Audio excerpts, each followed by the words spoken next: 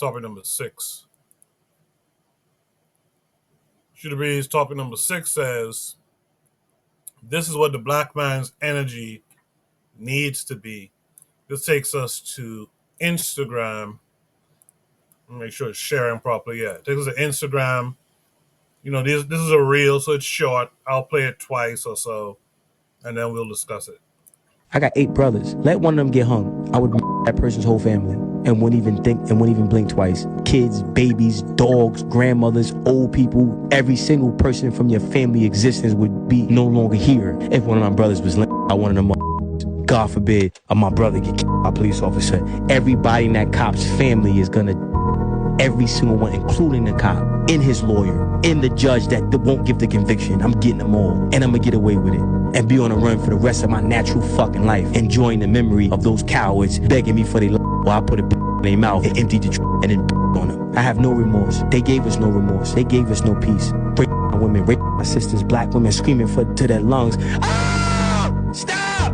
White men laughing, having fun like it was some type of a game. 30 men on one woman, rape in front of their kids, in front of their husband. You think I give a fuck about somebody's opinion? I didn't forget. I make sure I remind myself the fuck these motherfuckers be doing. I don't give a fuck about give a fuck about fuck all of them. This shit been going on in the ghetto for over 400 fucking years. You think I feel sorry to say I'm a god? You think I feel sorry to give somebody watching this that look like me hope? You think I care if Felix is unfucking comfortable? I don't give a fuck about Felix, and they didn't give a fuck about us. That's why they in power, and they lied, and they still do it to this day. I'm not a victim, so I'm not gonna create a generation of victims. I'm gonna create a generation of black people that's with the shits. You ain't gonna just pull me over and think you gonna kill me. I got 8 brothers. Let one of them get hung. I would that person's whole family and wouldn't even think and wouldn't even blink twice. Kids, babies, dogs, grandmothers, old people, every single person from your family existence would be no longer here if one of my brothers was I wanted them. God forbid, my brother get killed by a police officer. Everybody in that cop's family is gonna, every single one, including the cop, in his lawyer, in the judge that won't give the conviction. I'm getting them all, and I'm gonna get away with it and be on the run for the rest of my natural fucking life, enjoying the memory of those cowards begging me for their life while I put a in their mouth and emptied the and then on them. I have no remorse. They gave us no remorse. They gave us no peace. Rape my women, rape my sisters, black women screaming to their lungs. Ah! Stop! White men laughing, having fun like it was some type of a game. 30 men on one woman, rape in front of their kids, in front of their husband. You think I give a fuck about somebody's opinion? I didn't forget. I make sure I remind myself the fuck these motherfuckers be doing. I don't give a fuck about give a fuck about fuck all of them. This shit been going on in the ghetto for over 400 fucking years. You think I feel sorry to say I'm a god? You think I feel sorry to give somebody watching this that look like me hope? You think I care if Felix is unfucking comfortable? I don't give a fuck about Felix, and they didn't give a fuck about us. That's why they in power, and they lied, and they still do it to this day. I'm not a victim, so I'm not gonna create a generation of victims. I'm gonna create a generation of black people that's with the shits. You ain't gonna just pull me over and think you gonna kill me. I got 8 brothers. Yeah, I like that energy from that youth there. Cheryl in the chat said, and that's real talk 100. Yeah, I like that. With that said, let's talk about it. Let me start with Jose this time. Jose, what say you to this? Yeah, fire. It's yeah, it's strong from one side, but if I believe you're outnumbered, etc. In their country. But this indeed is the attitude. I think this young man has gone viral more than once before with yeah, he's an old soul, I guess. He's an old soul because he's been hitting my mind more than once. Yeah, I yeah, I know. Yeah, about manhood, about yeah. I guess he's an old soul and a young body. Yeah, that's all. That's all. Strong. Appreciate that, Jose. Black Steel, what say you to this? Hey man, I love the energy though, like you were saying. Um, I think that anger in the face of injustice is a good thing, right? I think too many times we lose our anger, our sense of righteous rage that we need, because what's been happening to our people over the centuries is a crime beyond all description. There's no punishment that could possibly appease our ancestors for what was done to them.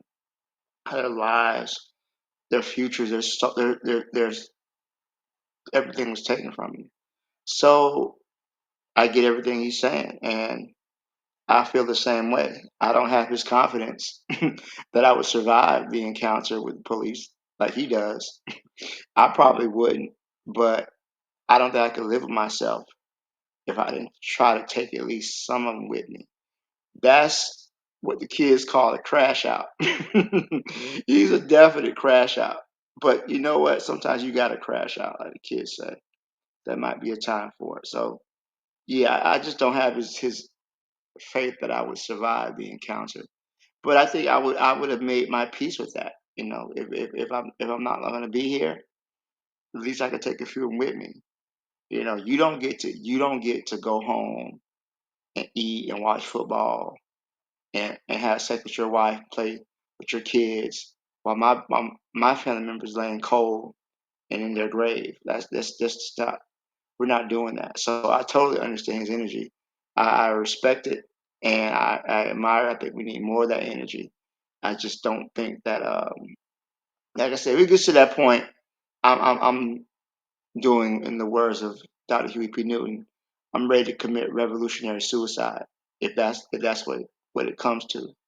Meaning that basically I'm willing to engage the force that may take my life, and I know they're going to take my life, but I still do it anyway because you rather die than live in bondage. So respect to him. I don't know. He's definitely um, somebody that I admire his energy and his gumption. All right, I'll leave it there. Thanks. Appreciate that, Black Steel. In the chat, Cheryl says it's Game of Thrones in this bitch. Um, Trigger Happy says righteous anger instead of mellow indifference. I appreciate that.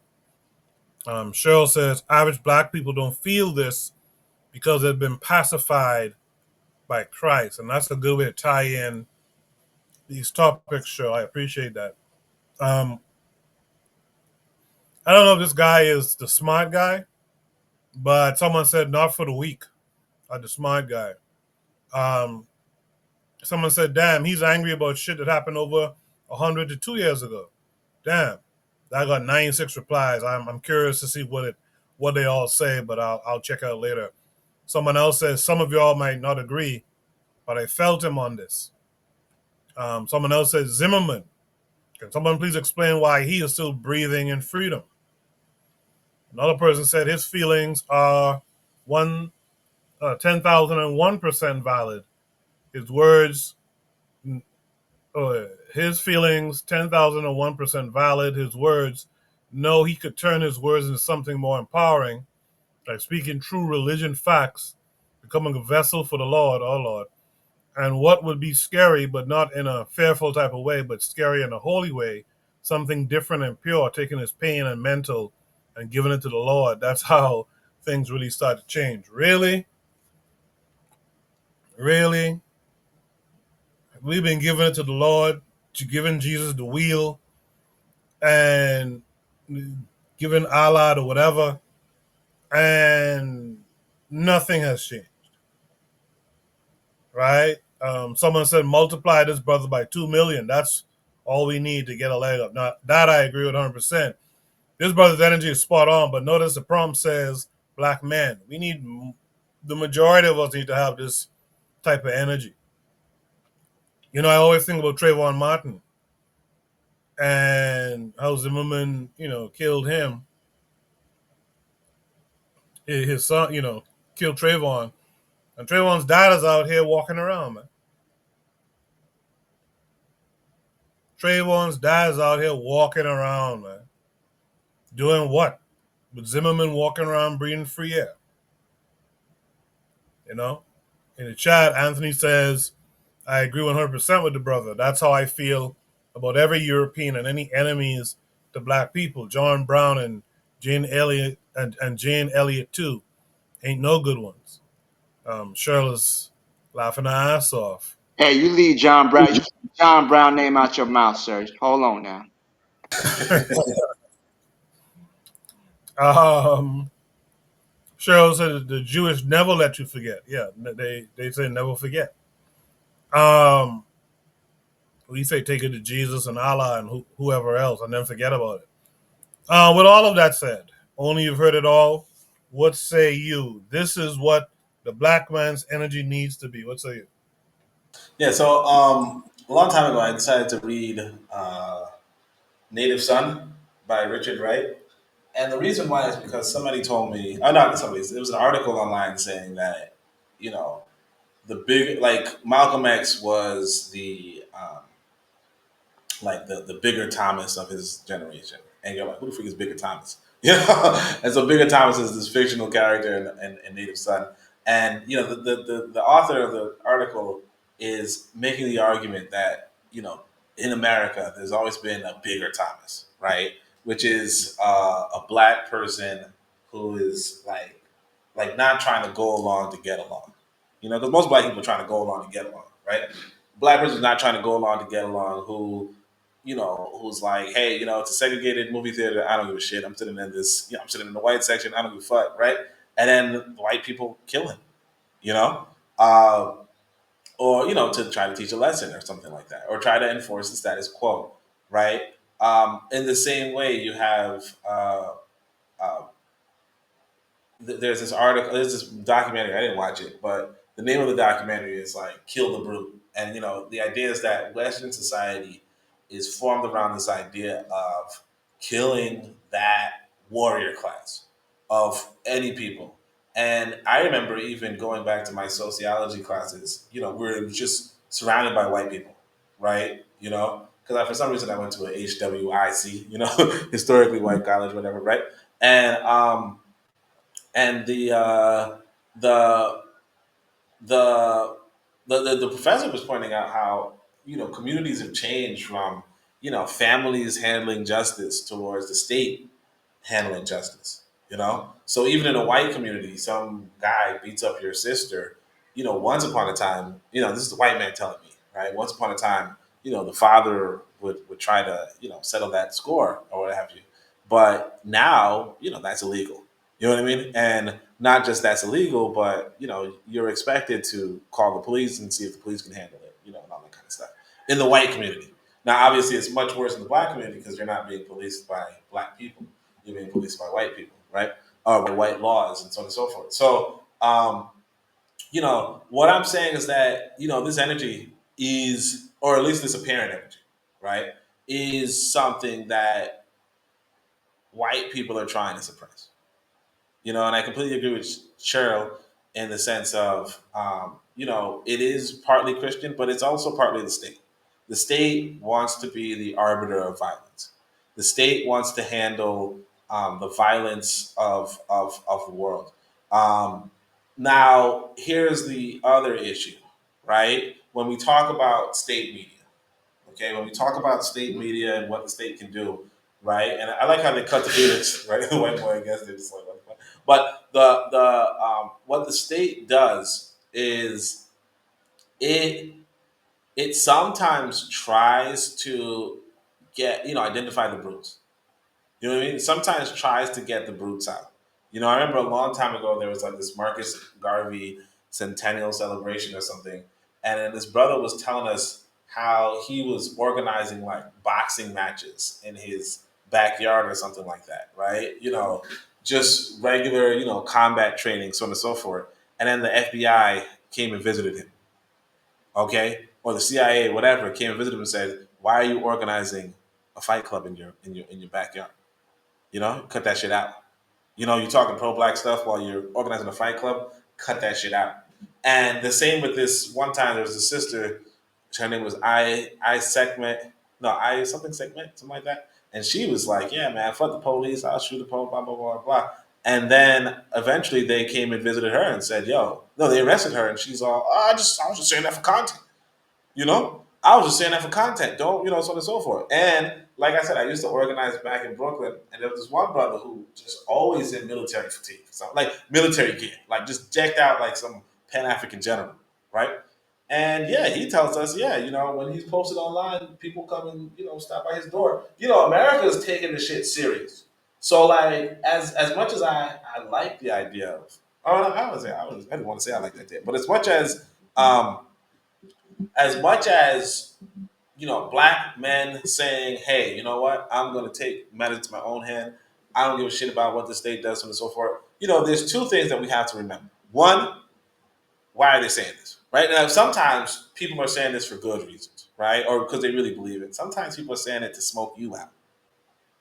Okay, sometimes they're saying it to smoke you out. But the other part of it is that maybe when you're outnumbered and surrounded, right? um, Maybe you got to also be realistic. And I think that's the thing that a lot of black people are doing is that they're being realistic. Because when I heard like this message that he's saying, where he's going to survive killing the whole family and being on the run his whole life in America, that's possible, right? I don't know to what extent you could actually pull it off. You know what I'm saying? But what I'll say is this: one of my favorite poems back in the day was Claude McKay, also Jamaican, right? But in America, but he says, "If we must die," and of course I can recite it, top to bottom. But the whole thing about "if we must die" is that when Claude McKay was articulating it, he knew they weren't like they couldn't kill, they couldn't kill off the majority population. You know what I mean? They were just saying, if we must die, let it not be like hogs hunted, independent, and glorious spot. Um, the point being, yeah, I don't know personally. Me personally, I like when quote unquote killers have bodies. You know what I mean? Like if you have bodies and you're like, hey, look, I could do this. That makes a lot more sense. But I also don't know people who are going to be having bodies and bragging about killing people. So I don't. I again, Marcus Garvey says, anybody could talk. You know what I mean? Um, and that's the reality. Anybody could say anything, But the question is, where are the results? I'll put it that way. How many black men do you hear? I mean, of course, not many black men are saying this, so I give them props for that. But again, how often can the police kill a black person in their home and go and eat a butter sandwich the next day? How often do we see this, and do we blame this on religion, or do we blame this on the fact that black people are not vocalizing this normal sentiment, or do we just recognize that you are in a prisoner of war situation, and maybe you should just get out if you really think these people are going to lynch you? You know what I mean? Like if you really think these people are going to lynch you, and the only thing stopping them is that you have some military superiority to them, or you have some cunning over them, then maybe you're not really like you really don't understand what's going on, right? You're in a situation where they have military superiority. You're in a situation where they have greater cunning, greater reach, and greater so on and so forth. And if you really feel like they're a hostile people, then just get out. Because that's what I do. Like, I don't worry about whether I got to kill a white man for lynching my son or all this shit. I don't worry about that shit at all in Africa. Like not even remotely. It doesn't even cross my like. I'm not even worried about the police here in this country. Like, I don't even see police.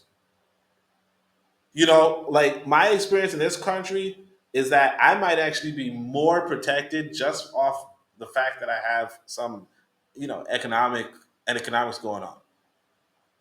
Now, maybe that's a false impression. I don't know. But the reality is that if you really feel like, hey, you know what? I feel like I'm in a hostile state. People don't give a shit about me. The state is going to, so on and so forth. And I have to go live my life on the run, like some sort of, because I'm going to go try to butcher a whole family. If you really feel like that's what your life is going to be, then just get the out. You don't have to be there. You don't have to be there. And that kind of life is not a free life as far as I'm concerned. And again, I don't even know if this guy's even being genuine. Like, obviously, it's interesting if he is, right? But if he isn't, like, that's just another aspect to Western media at this point, and that's all I'll say. Sounds like a lot of fleeing tether talk. Nah, but seriously, uh, but seriously, Got you. I think here's the thing. When I saw this, my thoughts were, this is the sentiment that we should all have. Whether you stay, whether you go, within you, within your heart should be sounding like this. Whether this guy is genuine or not doesn't really matter to me much. But that sentiment matters to me a bunch, because I think wherever you go anyway, I think one day we're going to have to fight now. This idea that we're going to just run and go somewhere, one day we'll have to fight. Our chances are better on our continent, obviously. But one day we'll have to fight. And I think we need to have this in our heart. And I think a part of this talk that's not being discussed, I mean, I guess it's being, I guess there's a likely, not likeliness, but I guess there's a chance that this is an agent talking. We have all this agent talk that goes on in America. But the thing that I take from it, there's a level of consciousness here. And I think if we could get that level of consciousness up with more of our black men, I think we can get men who feel this way, who might not necessarily go out in public and talk about it, but men who feel this way and are ready to act on it in this way, should something happen to a family member, to a son, to a daughter, or what have you, right? I think that's the important part of it. We should have that spirit in us to stand up and do something, right? Um, so that's my thing. I could run back to Caribbean. One day Caribbean folks are gonna have to stand up too. Right? Within the so-called backyard of these people, one day you're gonna have to stand up too. You go to Africa, you look right now. The Sahel states are well, more than the Sahel, but a lot of those countries, those former French um, settler states, are tossing out the military. But someone was telling me the other day, yeah, but the French are positioning their militaries off the coast of a lot of these countries. So what's going to happen? You're going to have to fight one day. And I wish every man out there has at least this spirit that this guy is speaking to.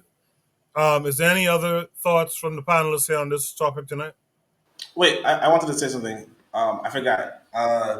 So one of the reasons why I'm just like a little skeptical, not skeptical, but there's this book. I think it's The Bluest Eye by Toni Morrison. I know, no feminism, right? But Toni Morrison writes this book, and you're just like, okay, like what could possibly be in a Toni Morrison book? And I think in the background of the story, whatever the story is, I don't remember, but there's like a secret black organization where if there's an injustice against black people, like if a black person is killed by some random white people or whatever, then this organization goes out and kills a white person, like maybe a random white person or something like that. And it's a secret organization in the book. And the reason why I'm saying that is to say that it's so easy to talk. You know what I mean? Like you got Toni Morrison, who I wouldn't even associate with revolution at all, right? Or with any sort of radicalism or any sort of, collecting bodies or whatever, right? And she's saying, hey, you know what? Like I could write this shit. You know what I mean? Like anybody could say anything. And that's why it's like, yeah, obviously, like I said, when I read it from Toni Morrison, I was like, what? Toni Morrison said that? Right? But then it's like, even Toni Morrison could say it, And that's the thing that black people don't pick up on generally. Like I can tell you guys about my experience in the UAM, United African Movement. The president of the United African Movement, so the chairman of the United African Movement was Alton H. Maddox Jr. The president was Al Sharpton. Okay, so the United African Movement at the time was one of the most radical organizations on the planet, with the best speakers coming through: Amos Wilson, Al Mansour, Dr. Clark, Dr. Ben. Everybody just coming in, giving lectures. Like half of the lectures you see on YouTube from these scholars were recorded there, and in the audience was Al Sharpton. So Al Sharpton could say everything that made sense, that resonated with you, that made you so on and so forth. Al Sharpton was not on that time, and that's the thing that people have to realize when they arrested Isaac Met, whatever. She wasn't on that time, but she was talking that stuff. And the reality is that if anybody can say anything, it's just a matter of what are they doing, and that's kind of goes back to what Carter G. Woodson said, which is anytime you hear a man speaking, ask him what he's doing or what he's done, and like if you're talking along the lines of yeah, because I mean, again, it's not that you can't kill like a whole white family and escape, because you can do that. It's just a question of will you do that. You know what I mean? Or have you done it? And not just will or have you done it, but like, are you really organizing to do it? Because there are black men who go out and say, look, I'm going to collect some bodies for white folk, and they do. They collect maybe one or two bodies, or I don't know, 3, 4 bodies, right? But then you say in the long run, what does that like? Does that really change much? Or what could they have done with the skills that they had? Could they have trained a group of people to do that? And then now it becomes a question of, well, if you train people to do this, like how do you get away with that in a state like such a heavily surveillance state as the United States? Like it becomes, like I'll put it this way. I read Art of War by Machiavelli, right? And one of the things that he was pointing out was that location of a battle is really important. And so it comes to the question of, yeah, you could absolutely fight this white boy in his home territory, right? Surrounded by what's 300 million white people, right? Um, with what 70 or 100 million of a fascist bent, right? You can absolutely do that, or you can fight them from an actual military, because if you one person butcher 8 white people and get away with it, that's okay, I guess, right? But I don't know, like what are you really going to change? You like you said, you're just going to be hunted for 50, 60 years, or if you survive that long, and then what? Like because you're like, and again, I guess if the mentality was generally like that, then yeah. But if the mentality was generally like that, maybe I like we have to realize that a lot of the reason why they're keeping black folk alive in America is because, let's just, put it this way: they're not like the Native Americans. You know what I mean? And that's the big difference. Yeah, I mean, and I'm not saying I'm scared. I mean, again, me personally, I'm not in America, but what I'm saying is that, like, I mean, even like your escape plan, right? All right, put it this way: if you were in Palestine, if you were in Gaza, and you said, "Man, I don't give a shit. I can do anything to the Israeli," like it doesn't even sound realistic that you'd be able to hide away from the Israeli, because the Israeli just bombed the whole freaking town. You know what I mean? So like, if white people took on the paradigm of we're going to treat you like Gaza, right? Like, I think the part reason why they're not treating you like Gaza is because you're not like Gaza. You know what I mean? like you're not them. So I get it, but yeah, I could see this person being a Palestinian and saying this, and it'd be like, yeah, I totally agree, I guess, but I don't know. I think the whole premise. I think that, like, again, if the 2 million black people had this mentality, like, yeah, it's just a different, like, you. I don't know if you'd be able to hide in America. I'll just put it that way. I mean, again, I don't know, but I think it's a different landscape. Yeah, I think it just starts with one. To get a 2 million, you have to start with a number one. I think This sentiment, if any youth are listening, man, you know, at the end of the day, you have to have that fighting spirit. You have to have that vengeful spirit as well, wherever you are. Whether you're gonna survive it or not, a lot of different people don't even think about whether they'll survive it or not. They'll go down with the ship. They'll stand on business. Blah blah blah. And I think you have to. And I think, to be real, I think some of us in the diaspora and other parts of the diaspora need to have a little bit more of that spirit in us too. Of course, be organized. Don't be a don't be a lone a loner in this thing. Be organized. Have a philosophy that underpins it all. Pan African philosophy will be great. That underpins it all.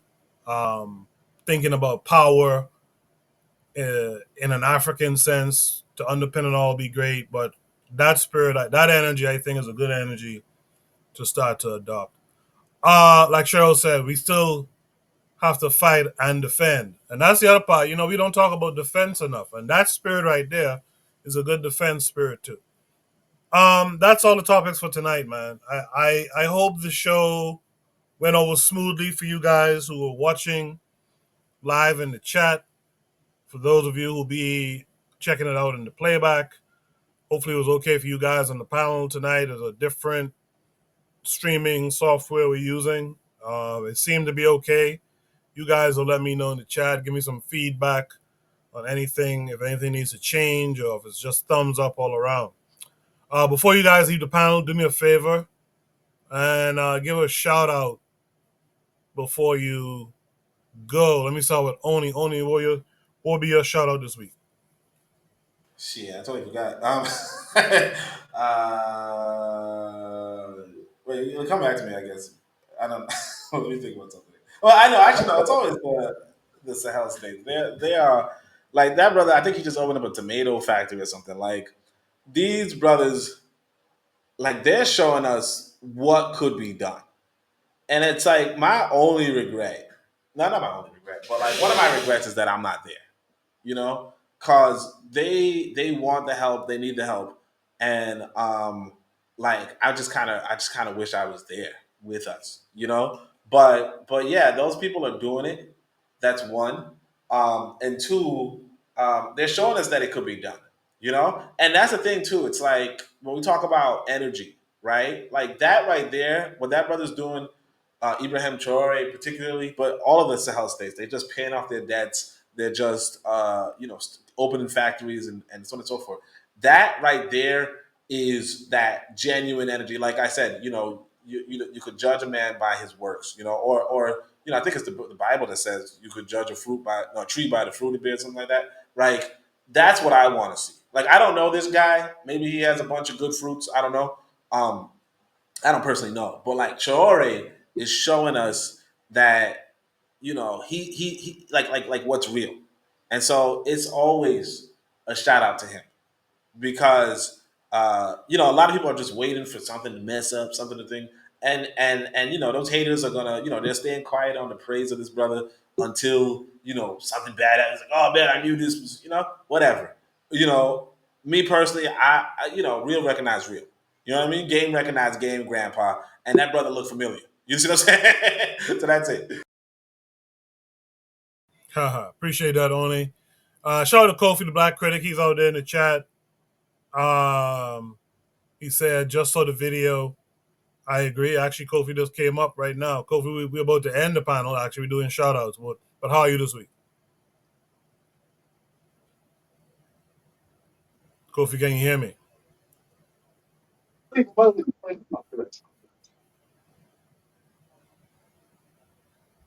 All right. With that said, Black Seal, what would you like to shout out this week? Well, my grandfather made his transition Oh, sorry Friday. to hear that. He was 86. He lived a long, full life. He got to meet his grandson and his great grandson. So, shout out to him, man. Funerals on Saturday. I, I mean, he lived a long, full life. 86 years old. What he was a doctor. He was a preacher. He influenced his community a great deal. So shout out to him. He's my last grandparents. I don't have any more. Yeah, shout out to him. That's amazing that you were able to have him for this long. I applaud that, and I extend my condolences, of course. Cheryl, I'm gonna use this as your shout out. She said, "Black people need to learn to think 200 years in advance. Train your children starting now, and we will have 2 million strong with the same mindset." So that's Cheryl's shout out for me. Jose, what's your shout out this week?